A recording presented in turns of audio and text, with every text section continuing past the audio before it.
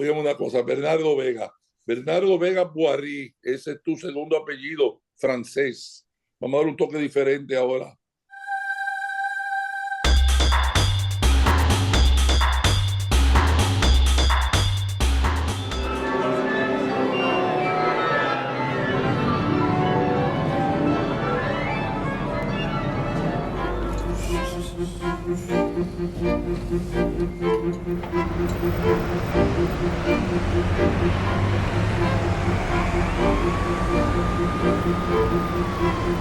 Gente que me encuentro en la calle.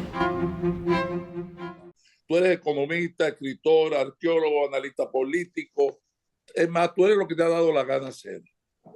Entre todas esas profesiones, ¿en cuál de todas te has sentido tú más a gusto? Depende de la época. En los años 60 y 70, cuando yo era asesor económico del gobernador del Banco Central, influí mucho en la política económica establecida en ese momento durante el gobierno de Balaguer. Pero luego, a partir de los años 80 y pico para adelante, en mi etapa de historiador, me siento más orgulloso por la cantidad de más de 20 libros que he escrito sobre historia dominicana. ¿Qué te motivó a ti a incursionar en la escritura después de tu carrera como economista? Si tú estudias los orígenes de la profesión de economista, los economistas clásicos eran historiadores, sociólogos, tenían que dominar una amplia gama de conocimientos. Entonces yo siempre tuve interés por la historia.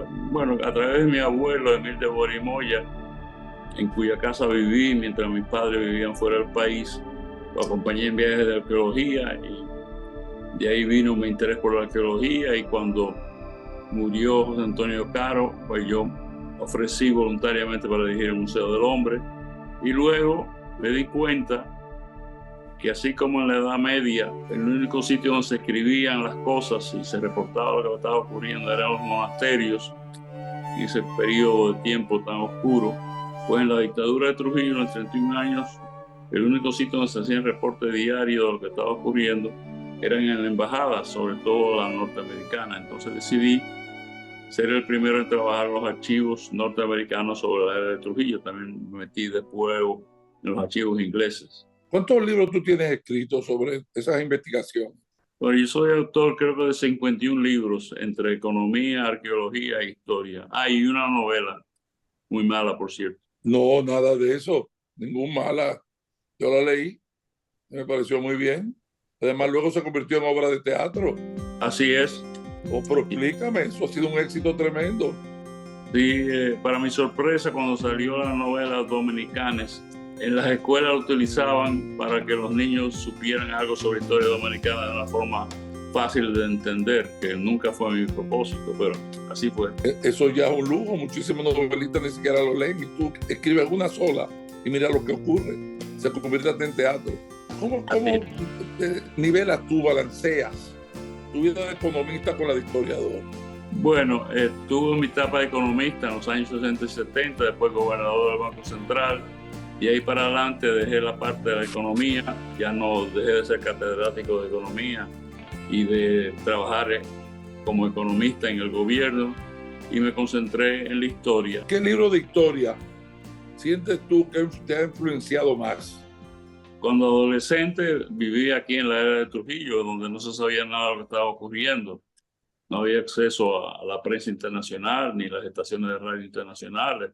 No se podía hablar de política. Entonces, cuando fui a estudiar a los Estados Unidos, en la Universidad de Pensilvania, aunque estudiaba economía, había que tomar otros cursos. Tomé un curso de ciencias políticas. Ahí me hicieron leer el Manifiesto Comunista de Karl Marx, lo cual me erizó, me creó una fiebre comunista que por suerte duró solamente algunas semanas, porque luego nos pusieron a leer el 1984 de Orwell, que refleja cómo era una dictadura tipo Stalin, y yo me di cuenta que yo venía de una dictadura igual que era la de Trujillo, y de ahí devino en anti-Trujillo. Así que yo creo que ese libro de Orwell y el Manifiesto Comunista son los dos que más influyeron en mi decisión de cómo tener ideas políticas. Además en economía, las obras de John Maynard Keynes y de Adam Smith, por ejemplo. Tú que has sido ocupado esos puestos tan importantes como gobernador del Banco Central, embajador en Washington, director de un museo, mesero de casa de teatro. ¿En cuál de todas esos roles te sentiste mejor? Yo creo que el que más lamentó cuando dejé de ser gobernador del Banco Central fue Fred Ginebra, porque lo puedo decir ahora, yo donaba mi sueldo a casa de teatro. Pero en retrospectiva, aunque fue... Yo lo he lamentado muchísimo. Mi paso por la gobernación del Banco Central coincidió con lo que se ha denominado la década perdida de América Latina, donde devaluaron casi todas las monedas de la región. A mí me tocó pasar de un sistema monetario absurdo, de que un dólar valía un peso por un lado, pero para otras operaciones había que ir a un mercado paralelo.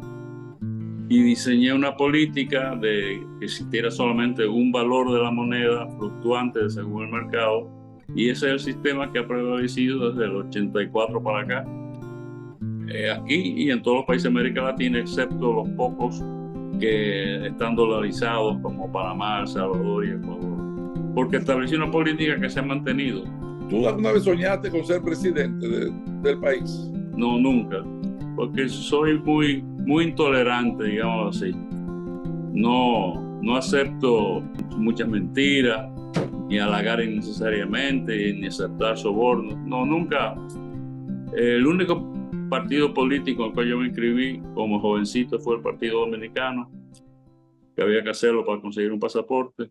Y luego, cuando se creó la Unión Cívica Nacional, que fue un movimiento político, firmé ahí, pero cuando se convirtió en partido político, dejé de estarlo y desde entonces nunca he estado en ningún partido político. Entonces tú dices que para ser presidente hay que aprender a decir mentiras. No, esa es una condición. No, ser tolerante y transaccional. Y mi educación inglesa, tuve 3 años en un colegio en Inglaterra, en una abadía de benedictinos, y eso marcó mucho mi forma de pensar y de actuar. No soy tolerante, digamos así. ¿Tú no eres un hombre simpático entonces? Ay, no, totalmente antipático, me llaman en inglés.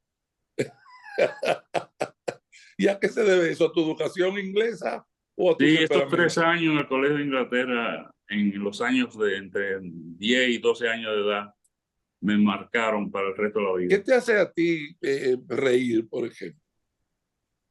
Bueno, hay literatura que uno se muere de la risa leyéndola, ¿no? Y películas. En la vida real, no tanto, pero sí en la literatura. ¿Y qué te hace llorar? Lloro poco, pero me acongojo mucho cuando veo las injusticias sociales que predominan en este país, la distancia entre ricos y pobres. Si tú vas a un barrio, tomar un bote y ir por el Osama y ver los barrios pobres, es una cosa para llorar. ¿Tú crees que habría solución para eso? ¿Tú darías, si tú hubieras sido presidente, cómo lo hubieras resuelto? Bueno, trataría de acercarme más a un sistema político como el de Costa Rica y el de Chile, que la distribución del ingreso, la diferencia entre pobre y rico es menor, pero siempre va a haber una distancia. La utopía de que no va a haber pobres realmente, ni en Suecia. ¿Eres un hombre romántico? Sí, ¿cómo no? ¿Cómo así? Explícame. ¿Tú bailas bolero? Bueno, yo bailaba muy bien el bolero y era un gran merenguero, y de las cosas que me siento más triste es que nunca llegué a aprender la bachata. ¿Estás a tiempo? No creo, no, ya mi movilidad física se ha limitado, así que pasaré a la historia como un dominicano que nunca aprendió a bailar bachata. Puede haber sido un gran merenguero. Yo me pregunto ahora, ¿qué papel juega? Y si me pregunta qué es dembow, yo diría que es un apellido, pero me dicen que es una música. Y está pegado ahora en la radio el dembow ese. Terrible para mí, pero bueno, hay que vivir con los tiempos. ¿Qué papel juega el dinero en tu vida? No, para mí el dinero es un medio, nunca un fin. Yo me hice el propósito, después de dejar el sector público y incursionar al sector privado, de ganar suficiente dinero para hacer lo que me gusta hacer, que incluye viajar a países pobres del mundo, los países asiáticos, ahora Europa, y tener tiempo suficiente, vivir de una renta que me permite escribir libros de historia, crear una fundación participar en fundaciones. Es decir, es un medio para tú hacer lo que tú más te gusta hacer y que tú crees que es más constructivo. Tú estás escribiendo tu biografía. Yo he publicado ya 2 volúmenes de memorias y en imprenta, te doy la primicia que en imprenta está mi 3er volumen, que va desde 1971 a 1990, que fue el periodo cuando más libros escribí, cuando fui gobernador del Banco Central, fui director del Museo del Hombre, presidí la Sociedad Dominicana de Bibliófilos, etc. Ese volumen va a salir ahora. ¿Hablas algo íntimo de tu vida íntima o solamente de tu vida pública? No, hablo, por ejemplo, de la tragedia de la muerte de mi primera esposa de cáncer después de 34 años de matrimonio. Eso tengo que mencionarlo. Lo contento que estoy de mis hijas y nietas. Pues está bien, está mejorando la cosa ya, te está sensibilizando mucho. Esa es parte íntima, sí. ¿Cuál es el valor más importante, lo que te ha guiado en la vida? El principio por el cual Bernardo Vega no haría ningún tipo de concesiones. Bueno, uno tiene principios y lo mantiene, y aunque le cueste a uno mucho, hay que mantenerlos y tener un objetivo muy claro en la vida, como dije. El futuro, ¿cómo lo ves?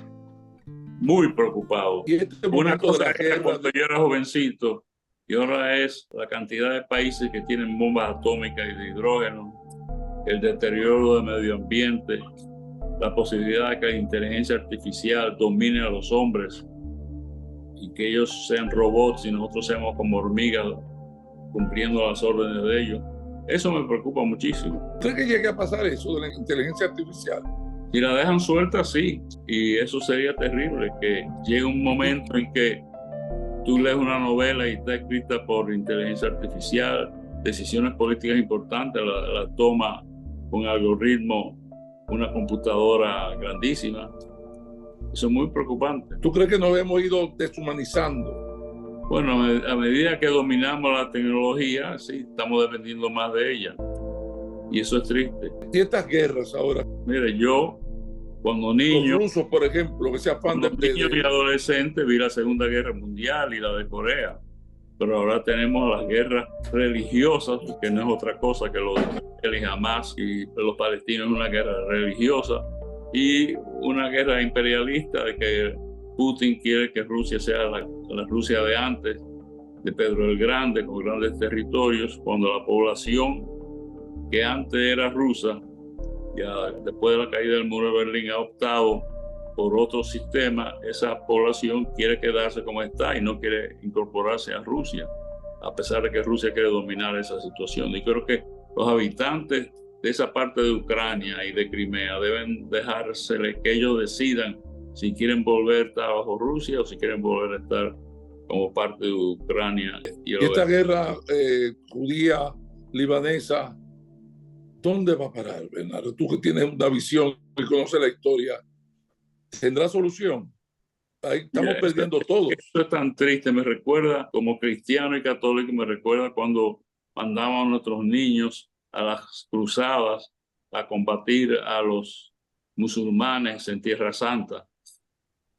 Es tan emotivo y no racional que dos religiones discutan sobre un territorio que es un territorio pobrísimo, hasta que apareció el petróleo últimamente. Lo que es ahora Palestina y el país de los judíos es un desierto, pero por razones religiosas. Esa es la cuna del cristianismo, de los maometanos y de la religión Ellos como judía. que proclaman un dios de la guerra, que es increíble. Sí, los judíos tienen derecho a vivir en un país, indudablemente. Pero si no fuera por razones puramente históricas y religiosas, vivirían mejor en Australia, donde hay mucha tierra fértil. Pero no, quieren que sea el sitio donde la historia demostró que Abraham y los otros estuvieron. Y eso es una no dejan de tener un poco de razón. Yo personalmente nunca he querido ir a Tierra Santa porque me deprime ver el uso de los sitios muy religiosos por las 3 religiones y las tensiones que existen por su uso. ¿Tú tienes algún proyecto pendiente en el ámbito histórico o arqueológico por la línea que tú quisieras? Tú eres un hombre joven todavía.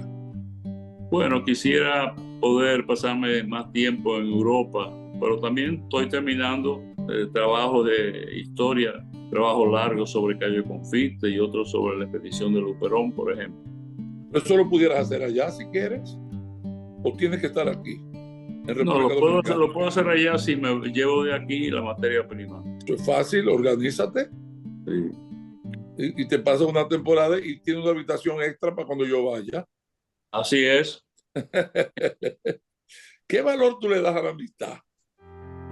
Muy importante. La amistad es básica. Tendré algunos enemigos políticos, pero no personales, porque en asuntos políticos tenemos diferencias, pero la amistad es básico y la unidad familiar es básica, importante. Yo creo que es esencial. Yo te voy a hacer una serie de preguntas que tú vas ahora a contestar con una palabra, si puedes. Una sola, ¿está bien? ¿A qué te huele la vida? A vinagre. ¿Alguna fobia? Estar solo. ¿A qué le tienes miedo? A la soledad. A la soledad y perder la vista y la movilidad de las manos para poder escribir. ¿Cuál es el mejor sonido para tus oídos? Las campanas en una iglesia tempranito por la mañana. ¿Con qué sueña Bernardo Vega? Yo tengo sueños de 4 a 6 de la mañana, pero son sobre temas que tienen que ver con el acontecer diario de esos días. No son trascendentales, no son repetitivos ni angustiosos. ¿Cuál es tu mayor alegría? La vida con mis hijas, mi mujer, mis hijas y mis nietas. Y también satisfacción de que la gente lee mis libros y que impactan y que determinan opinión pública. Y yo salgo a la prensa una vez a la semana y 2 veces por televisión a la semana. Y eso influye. La gente me reconoce. Digo, yo lo veo a usted en televisión. Eso es importante. El futuro, te lo pregunté ahorita, ¿cómo lo ves? Muy pesimista. Si gana Trump, más pesimista aún. Putin es un gran problema. Netanyahu es un gran problema. El tener bombas atómicas de hidrógeno en tantos países, los chinos, ahora Irán y Rusia, los Estados Unidos, es un gran problema. ¿Tu palabra favorita? Vamos a ver. La felicidad es tener muchos amigos y familia. ¿En qué cree Bernardo Vega?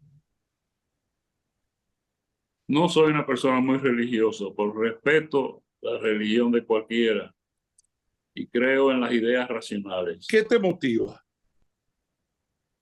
El influir sobre el pensamiento de los dominicanos a través de mis escritos, mi comparecencia en televisión y mis libros. ¿Qué no te motiva?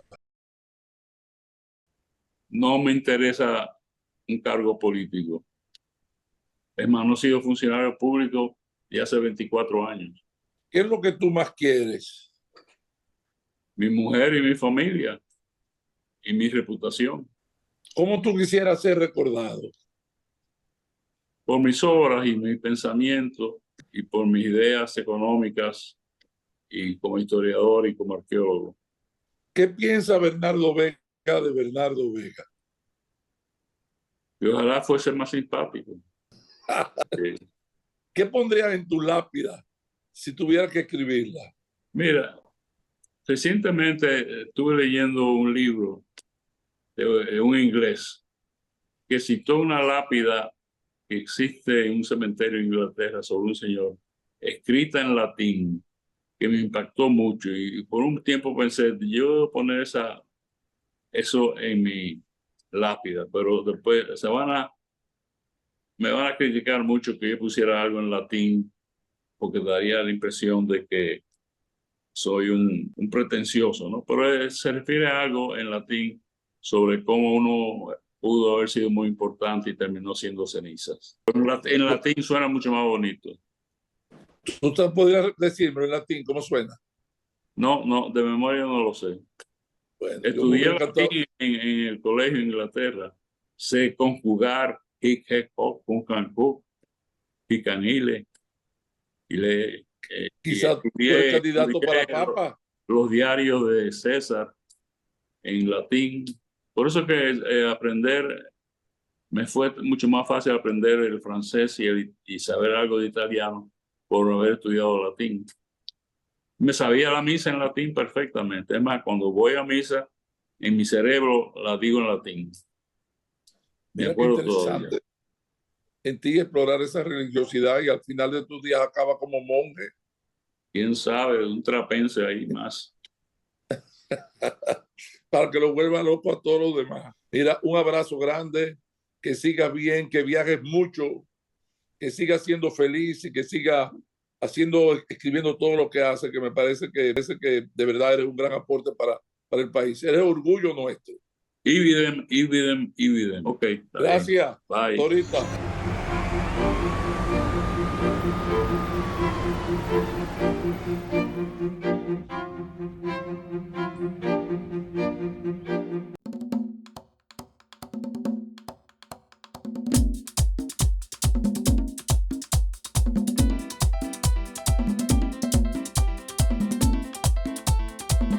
Que por qué te quiero, son tantos motivos.